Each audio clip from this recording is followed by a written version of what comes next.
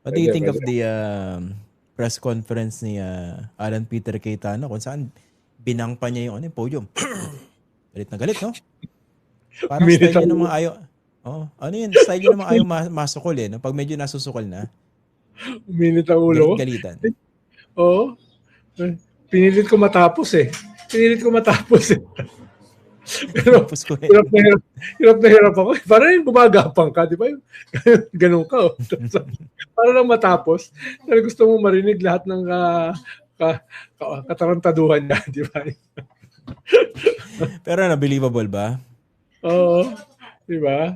Oo. Believable ba, Sec? Hindi siya tumakas dahil wala namang warrant. Ba't mo Hmm. nilagay sa protective custody? Protective custody. Actually, kung ka doon, liable ka ron. Dahil sa protective custody mo, tapos nakalaya. Diba? Tapos sasabihin mo, umalis lang siya. Hindi siya tumakas. Dahil wala namang warrant. No? So, ikalawa, ang linaw-linaw naman eh. Nung obiter ng Supreme Court na unanimous, meron jurisdiction ng ICC sa atin. Therefore, yung international warrant has the force of law. No, has the force of law. Ano bang warrant ang hinahanap niya? Yun na yung warrant eh. International warrant, while we are a treaty partner, it has the force of law. No?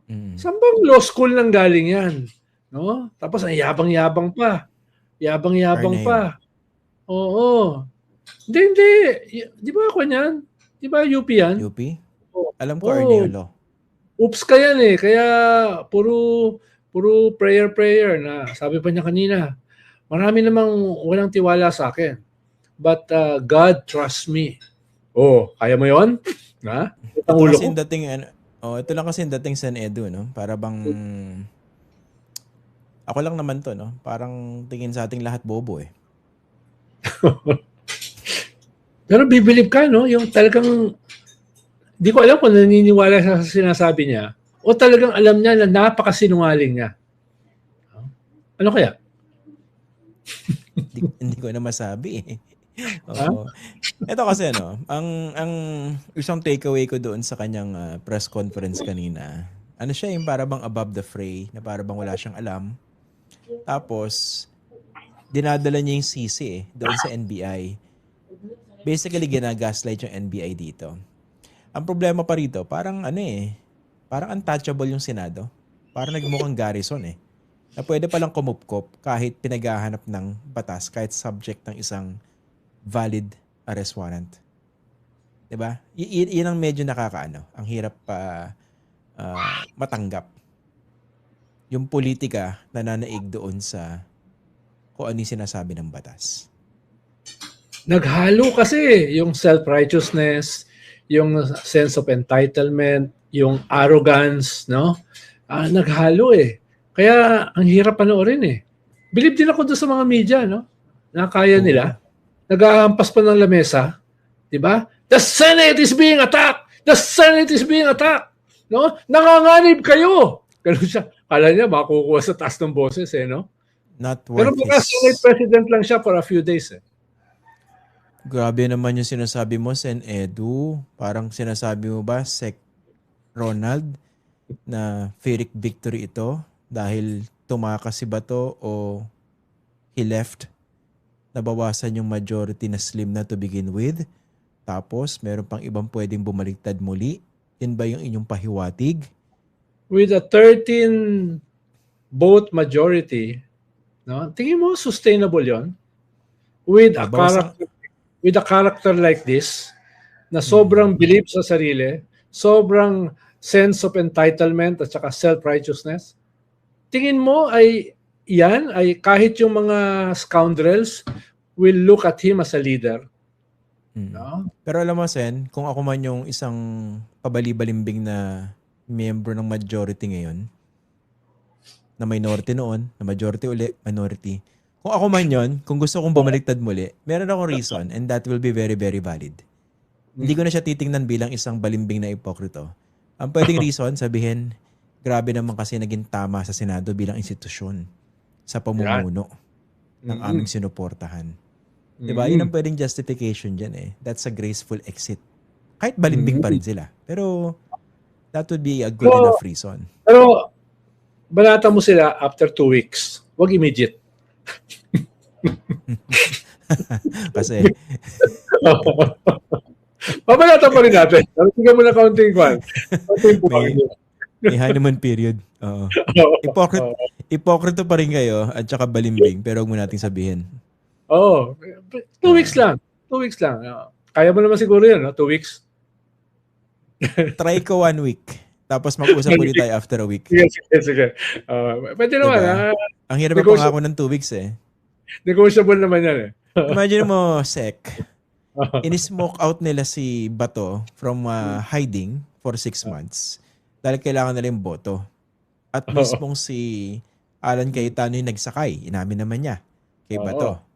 Pagdating doon, alam mo naman eh, ang tanong, ba't ka nandito? Eh syempre, may warrant din. Isa serve yan, hindi ba? So ginamit nilang refuge yung Senado. Tapos nagkagulo, nagkaroon ng shooting. Parang dating sinisisi niya sa NBA eh. Although medyo may pagbawi-bawi pa siya. Pero ang point ngayon, wala na si Bato. So, what's the point? Na kung may Senate presidency, at what cost, at what damage to their institution, at what ridicule, for what? Pero kahit, alam mo, kahit nandyan si Bato, mapapalitan pa rin siya. Kaya pa, no? Dahil, ibig sabihin, alam naman natin, wala naman tayong kabilib-bilib dyan sa mga senador na yan. Diba? Pero kahit sila, meron sila mga minimums eh. Diba? Sabagay, yung minimum sa iba, hinuhukay pa. Hinuhukay pa. No? Pero, yung ganyang klaseng walang kakwenta-kwentang tao, hindi lang walang kakwenta-kwentang senador, hindi lang walang kakwenta-kwentang Senate President, walang kakwenta-kwentang tao, tapos nag-i-invoke palagi ng Diyos, di ba? Tingin mo, yan ay maboboto pa uli. Re-electionist yan sa 2028. Di ba? Wala na, pack up na tayo. Pag maging senador pa yan. No? I wouldn't discount that possibility. Hindi. Babay na ako. Suko na ako. Pero kaya grabe, no? Ito nakakaawa eh. Kasi nangyari yan sa isang Senate, isang institusyon. Tapos they have the temerity to say na this is the last bastion of democracy. Kayo bumababoy sa demokrasya eh. Kayo bumababoy sa institusyon. Ngayon, napaka-stickler nila pagdating sa rule of law, pagdating sa due process. Balikan nyo nga yung pinagsasabi nyo, not so long ago, between 2016 and 2022, kung paano nyo wineponize at dinistort yung rule of law para buloktutin at yariin yung due process.